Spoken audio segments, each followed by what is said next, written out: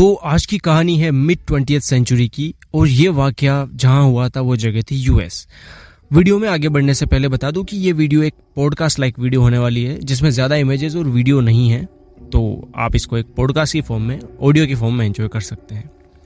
सो Richard herein, इसकी पैदाइश होती है 1953 में यूएस के लॉस एंजल्स में।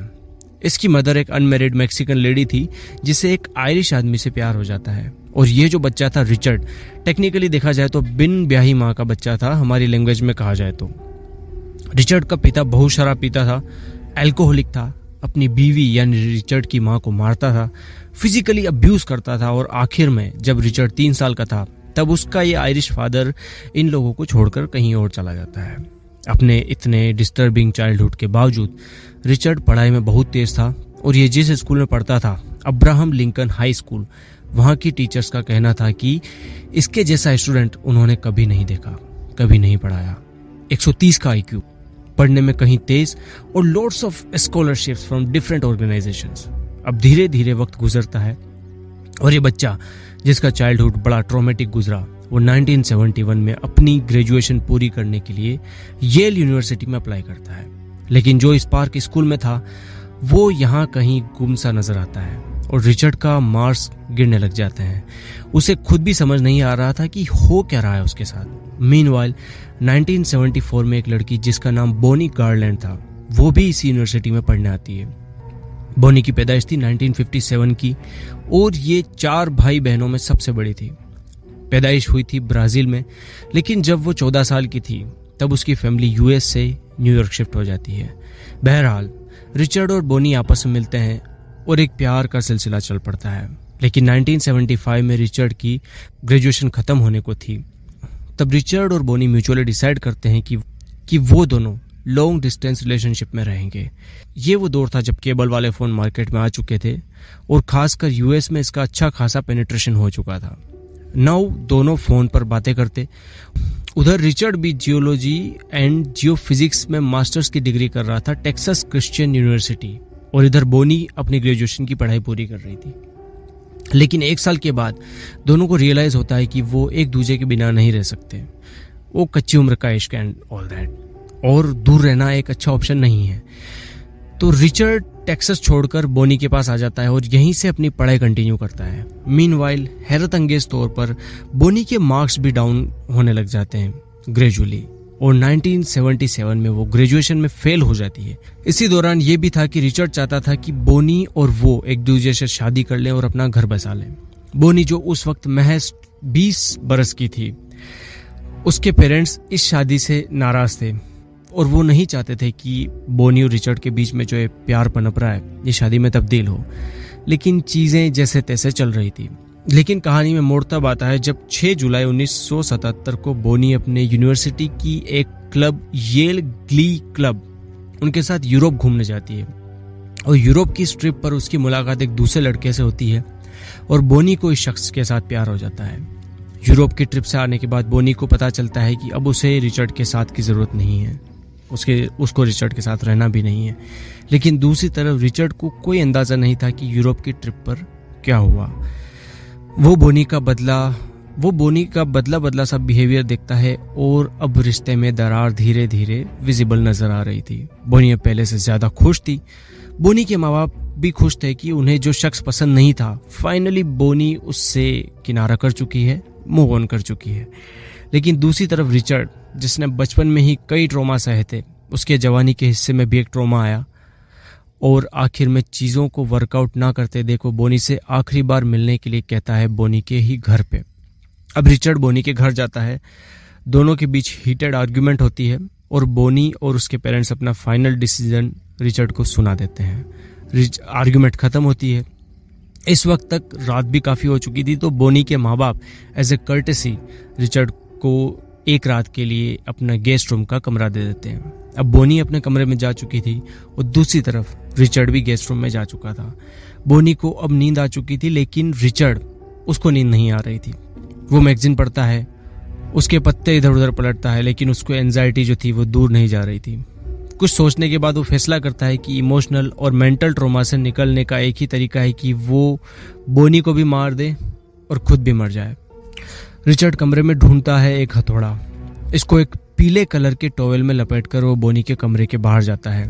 हथौड़ा चुपके से नीचे रखता है, गेट खोलकर अंदर जाता है, देखता है कि बोनी सोई हुई है पीसफुली। वो बाहर जाता है, अपना हथौड़ा उठाता है, अंदर आता है और सोई हुई बोनी के सर पर हथौड़े के कई वार करता है। हो सकता है कि हथौड़े के वार इतने इंटेंस रहे हो कि बोनी चीख भी ना पाई हो, लेकिन किसी को पता नहीं चलता कि उसके घर में एक शख्स का कत्ल हो चुका है। अब इसके बाद रिचर्ड की बारी आती है खुद को मारने की।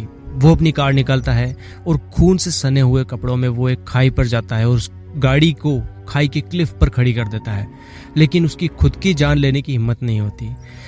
वो वापस अपनी गाड़ी को इधर उधर दौड़ाता है और आखिर में वो पहुंचता है चर्च के प्रीस्ट के पास और प्रीस्ट से कहता है कि मैंने अपनी गर्लफ्रेंड को मार दिया है और अब मैं खुद को मार डालना चाहता हूं, लेकिन मुझ में हिम्मत नहीं है कि खुद को कैसे कत्ल करूं। प्रीस्ट तुरंत ही पुलिस को कॉल करता है और पुलिस तुरंत ही आती है और रिचर्ड को अरेस्ट करके ले जाती है। अगले दिन सुबह 10 बजती है। अभी तक किसी को घर में पता नहीं था कि एक्चुअल में हुआ क्या है बोनी के साथ, और सबको पता था कि बोनी देर तक सोती है, तो किसी ने इस पर तवज्जो भी नहीं दी। तभी पुलिस घर के दरवाजे पर नॉक करती है। बोनी की मदर गेट खोलती है। उसको अचरज होता है कि पुलिस उसके घर पर क्या कर रही है। पुलिस कहती है कि हमें खबर मिली है कि आपकी बेटी की हालत कुछ ठीक नहीं है, आप एक बार प्लीज चेक कीजिए। बोनी की मदर भागती है फर्स्ट फ्लोर पर और गेट खोलकर वो अंदर का मंजर देखती है, तो वो मंजर काफी चौंकाने वाला था। खून में पड़ी एक लड़की जिसके सर पर चोट के कई वार और एक खून में सना हुआ बिस्तर। बोनी को तुरंत हॉस्पिटल ले जाया जाता है, लेकिन 6 घंटे की जद्दोजहद के बाद बोनी आखिरकार दम तोड़ देती है। अब बारी थी कोर्ट ट्रायल की, क्योंकि रिचर्ड ऑलरेडी सब कुछ कबूल कर चुका था। हैरत अंगेज तौर पर कॉलेज यूनियन के कई लोग रिचर्ड के सपोर्ट में आते हैं, खास करके रिचर्ड का प्रीवियस रूममेट, और कई लोगों का सपोर्ट लेटर वो कलेक्ट करता है। इस बीच में कम्युनिटी जिसका नाम था क्रिश्चियन ब्रदर्स कम्युनिटी, ये भी आगे आती है और अपना कैंपेन चलाती है। इनका पक्ष ये था कि रिचर्ड का चाइल्डहुड बहुत ट्रॉमेटिक था और इस वजह से वो मेंटली परेशान था और इसकी वजह से उसको मैक्सिमम पनिशमेंट नहीं दी जा सकती। दूसरी तरफ ये भी आर्गुमेंट दी गई कि बोनी किसी और के साथ रिलेशनशिप में थी, वो भी रिचर्ड के होते हुए, तो बोनी का कैरेक्टर भी क्वेश्चन में आता है और कहा जाता है कि बोनी भी इसमें बराबर की दोषी है। कई लोग रिचर्ड के लिए अपना पैसा जुटाते हैं, कैंपेन चलाते हैं, लॉयर की फीस जुटाते हैं और 11 अगस्त को एक ऐसा शख्स रिचर्ड के लिए $50,000 देता है, जो कि इंडियन करेंसी में बहुत ज्यादा होते हैं। I think $1,000 is equivalent to 80,000 rupees at the moment. So उस टाइम के हिसाब से भी $50,000 काफी ज्यादा रहे होंगे। और रिचर्ड को केस के पहले तक ये शख्स जानता भी नहीं था, लेकिन अब $50,000 का डोनेशन देता है और नतीजतन $50,000 के बदले रिचर्ड की बेल मंजूर हो जाती है। रिचर्ड अपनी क्लासेस अटेंड करता है किसी दूसरे नाम के साथ। इस दौरान जैक लिपमैन नाम का एक फेमस लॉयर रिचर्ड के लिए केस लड़ता है और ये लॉयर ना के बराबर फीस लेता है, क्योंकि उसको भी यही मानना था कि रिचर्ड के साथ जो हुआ वो बिल्कुल गलत था और उसके साथ बहुत सितम किए हैं जिंदगी ने, बचपन में भी जवानी में भी। 15 मई 1978 को रिचर्ड को 2nd डिग्री मर्डर के चार्जेस लगाए जाते हैं। लेकिन यहाँ पर जब बात रिचर्ड की मेंटल सिचुएशन की आई, बोनी के करेक्टर की आई, तब कोर्ट ने रियायत देते हुए केस को 1st डिग्री मर्डर और उसके अकॉर्डिंग चार्जेस लगाए 18 जून 1878 के दिन। और इस जुल्म के लिए मैक्सिमम पनिशमेंट यूएस के लॉ के अकॉर्डिंग बनती थी, वो थी 8 से 25 साल की जेल और रिचर्ड को 17 साल की इम्प्रिजनमेंट की सजा सुनाई जाती है। 1986 में पेरोल पर रिचर्ड बाहर आता है और 1995 में इवेंचुअली उसकी 17 साल की सजा खत्म हो जाती है और वो हमेशा के लिए रिहा हो जाता है। नाउ ये थी स्टोरी। अब ये आपके ऊपर है कि आप इसको किस चश्मे से देखते हैं, किस तरह से इंटरप्रेट करते हैं। रिचर्ड के या बोनी के पेरेंट्स के चश्मे से, क्योंकि बोनी के पेरेंट्स का मानना था कि उनकी बेटी के साथ जो हुआ, जितने घंटे वो तड़पी है, क्योंकि इंस्टेंट डेथ तो नहीं हुई थी ना, कम से कम वो 6 घंटे तक तो इलाज के दौरान तड़पी है और उससे पहले जब उसका रात में कत्ल हुआ तब वो तड़पी होगी। और उसकी जिस तरह से किश्तों में मौत हुई है उसके अकॉर्डिंग जो उसको सजा मिली है ये काफ़ी कम है। So it's all up to you. Thank you so much for listening. Have a nice day.